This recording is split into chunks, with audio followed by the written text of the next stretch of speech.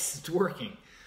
Atma Namaste, guys. Atma Namaste. Christian R. Long, life enhancement consultant, giving you a big and beautiful shout out on this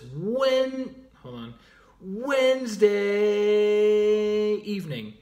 And just finished about 2 hours of writing of the newsletter. Hey, Alice, Atma Namaste.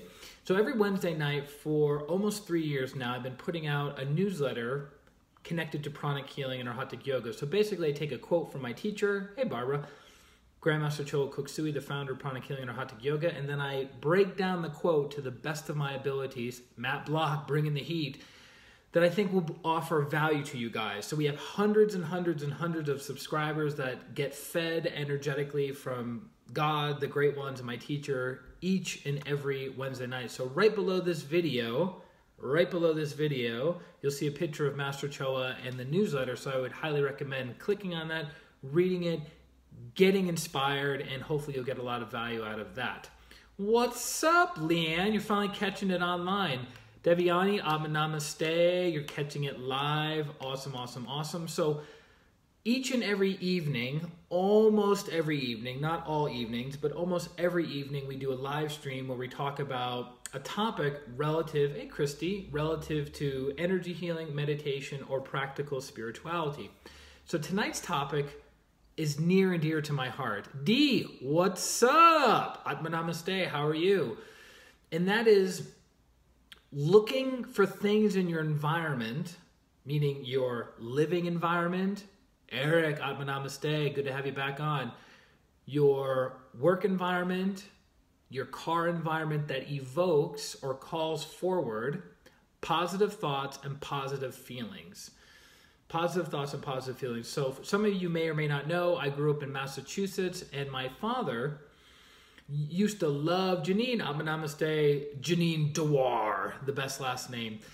My dad loved collecting little knickknacks. So if you're not familiar with that term knickknack, hey Minnie, Atma Namaste, knickknack is like a souvenir, a statue, some little artifact that you put around your mantle, you put in the bathroom, you put on the kitchen counter, right? Little knickknacks. They don't serve any purpose other than evoking a certain thought or feeling from the person that is observing that knickknack.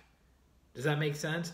So my father was a huge fan of knickknacks. So whenever I would travel the country, dust collectors, that's what I would be thinking.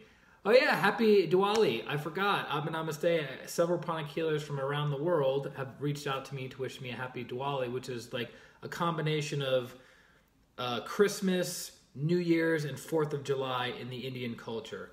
It's the time of lights, right? The festival of lights. So I think Master Ko is going to probably be doing a video on the festival of lights and the significance of developing the inner light versus the outer light. So back to the story.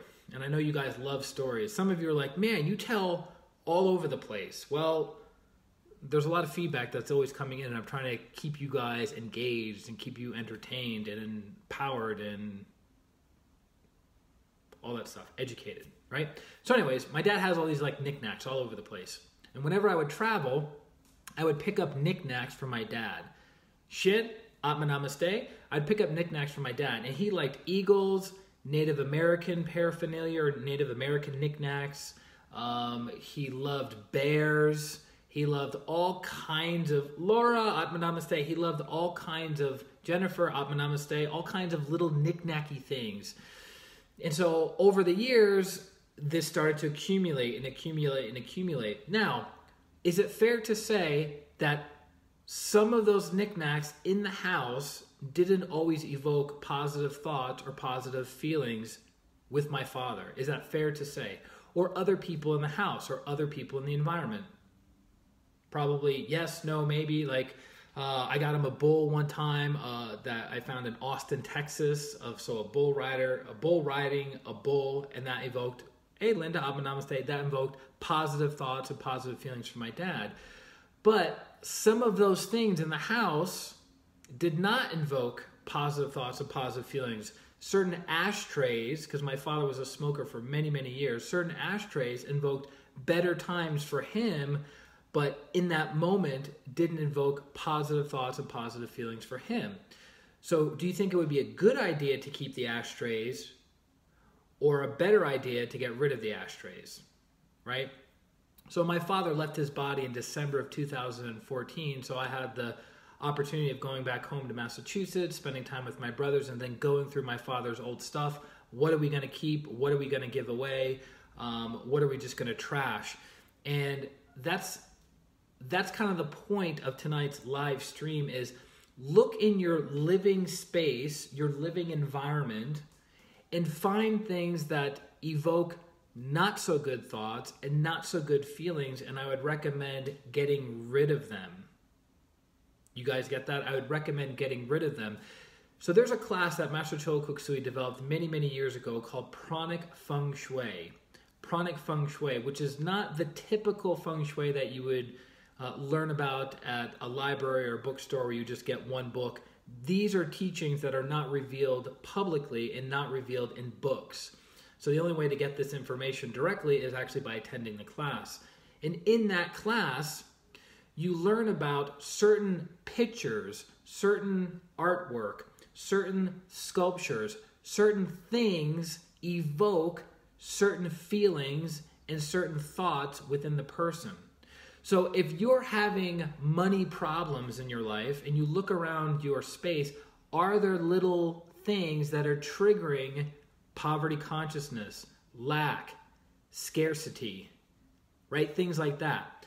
So if those things evoke negative feelings for you, get rid of them, donate them, right? Use discernment. I'm not here to tell you guys what to do because you're all free individuals that can think and feel how you choose to think and feel. I'm just giving you the thought process about that. What's another example? Relationships. How many of us have had relationships that went south, that went sour, that fell apart at the seams, right? We can probably all raise our hands on that. And how many of us still have certain pictures, postcards, albums, music CDs, DVDs, VHSs, VCRs? If you're bringing it back old school, you are going to want to get rid of those things. You're going to want to get rid of those things. Another example, because you're attached to those things. So I had a fellow pranic healer, an Rohantic yogi, who lives in New Jersey, lives right by the beach, and she works from home, and she says, I really need your help in cleaning out my space. And I was like, okay, well, let's get after it. So we spent several hours cleaning out her space. We filled up 11 garbage bags of paperwork, of trash, of old files that no longer had. Angela, Atma Namaste, and congratulations. I heard the good news. So that 11 bags of garbage that went from her office out of her house is now freed up in her aura, in her energetic body. Because think about all of those paperworks that have stacked up over the years and how much that weighs down on your energy body. Does that make sense? So it's really, really, really, really important to keep your space, your physical living space clean, your office space clean, and your car clean for feng shui purposes. Master Choa was a very, very successful businessman and a very practical man, and he pretty much built several empires with a simple desk, a couple file folders, and a chair and a phone. That's it. So at the end of every day, Master Choa's desk was very clean with no external messiness or excessiveness. So if you were to come over to my place here in Denver, Colorado, and you walked around with me, you can kind of get a glimpse of some things.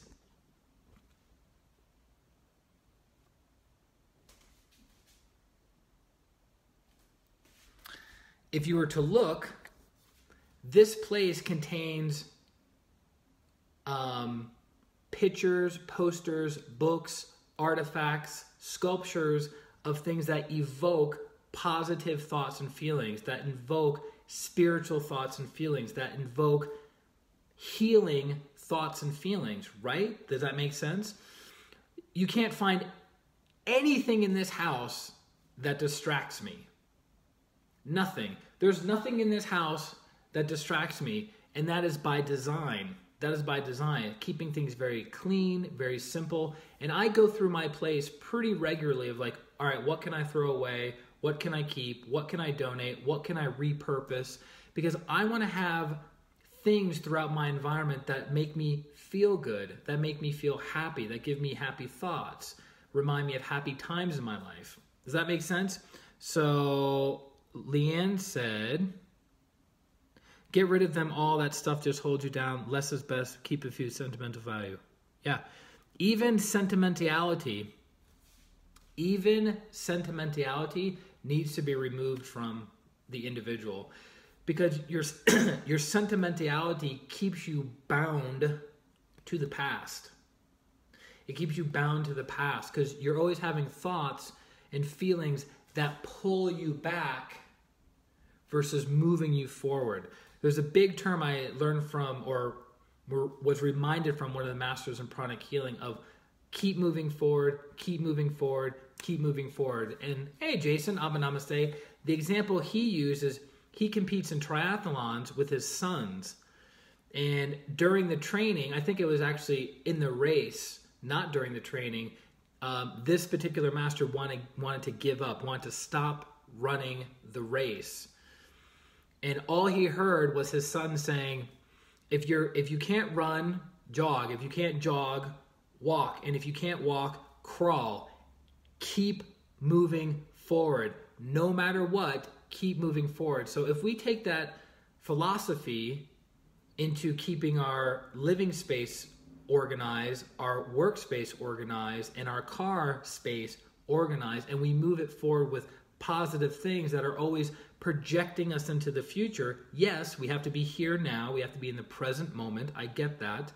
But you also want to keep moving forward, keep moving forward, keep moving forward. So if you have anything in your house, your office, or your car that makes you think of negative thoughts, negative emotions, negative connections from your past, you need to get rid of those things. Get rid of those things. Get rid of those things.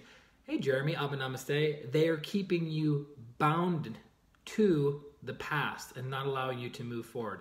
And I'm like one of the most sentimental men that I know of, because in my relationships in the past, I would have girlfriends that would fill out, give me cards, like cards with sweet words on it, affirmations, appreciation of who I am as a partner for them. So these are beautiful, beautiful, high quality energies that were given to me. And guess what? At some point when those relationships ended, looking at those things, did it invoke positive thoughts and feelings, or did it invoke negative thoughts and feelings? It invoked negative thoughts and feelings. It invoked regret, guilt, shame, all of these lower vibrational energies. So what did I do? I gathered up all those pictures and all those little artifacts, and I threw them out. So they were no longer physically and energetically attached to my aura, and so I could move forward. I'm not recommending, if you have beautiful pictures of past relationships or past partners or past experiences, to light them on fire or throw them in the garbage can. I'm simply asking you to have awareness around that. Are those things evoking positive thoughts and feelings, or are they evoking negative thoughts and feelings? And if it's negative, then you have to be the adult and throw it out. Get rid of it. Move forward in your life. Same thing with books. If you have a bookshelf in your house, and most people have books. One of my mentors has over 3,000 books on his bookshelf. Look at those books. Do those books evoke wisdom? Hey, Elizabeth, Abba Namaste. Do those books evoke prosperity, abundance, success, joy, or do they invoke overwhelmed feelings? Do they invoke lack of intelligence? Do they evoke negative thoughts and negative feelings? If they do, donate the books. Get rid of them. Hey, Mary, Abba Namaste. Sir, they can be sweet memories. Yes. So Minnie is saying some pictures from past relationships can be sweet memories. Correct. Again, the discernment that you have to apply is when you look at that picture,